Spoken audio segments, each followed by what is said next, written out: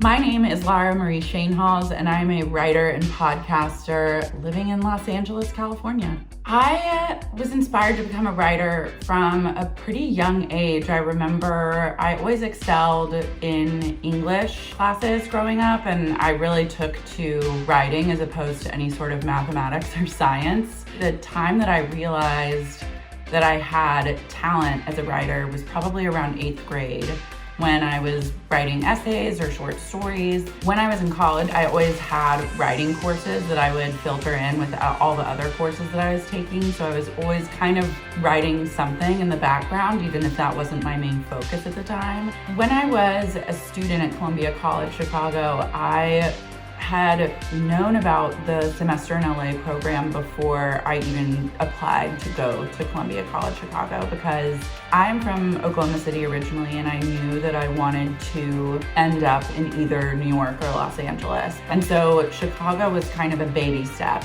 When the heads of the semester in LA asked me if I wanted to come and speak, I was absolutely 100% on board, because I felt like sharing my experience and my story with the students there, my goal was to help them. And I feel like I'm a person that's still very much finding my footing and growing as a creator. When you're in your early 20s and moving to LA, I feel like your career is gonna follow a very specific formula to get to where you wanna go. And I don't think that that's necessarily true. So I like to share my experience also, just to show students that there are many ways to get to where you want to go.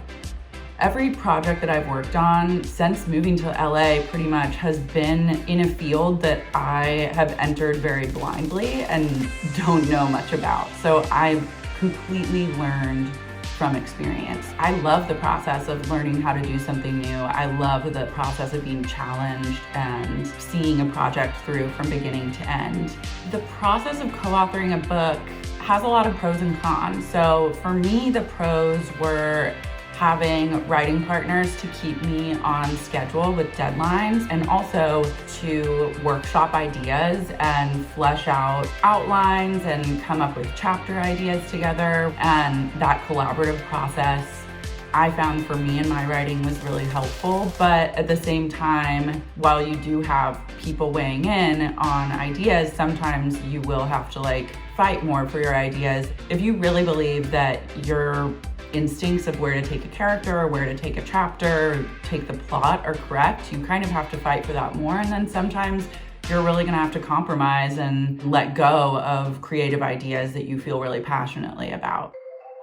I was prompted to start my podcast after I left my writing partnership that I was working on in the Babe Walker book series. I really found myself at a crossroads, because I essentially had to start completely from scratch as a creator.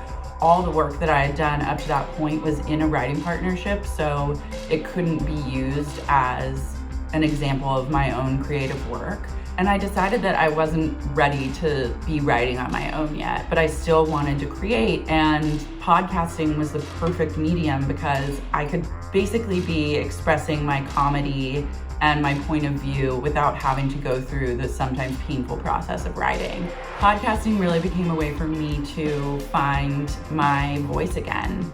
The preparation for podcasting can look different depending on what podcast I'm working on. If I'm interviewing someone in a podcast, like I've done on my podcast Babe, I will do some research on my interview subject, but I kind of tend to keep that one more loose and formal, because I like to foster a very organic feeling conversation. There's this beautiful space that you can enter, when you're kind of hitting this comedic rhythm with another person, that I've had happen on that podcast a lot of times, where I'm playing off of a guest and we're just laughing and making each other laugh. That's the magic that I'm going for.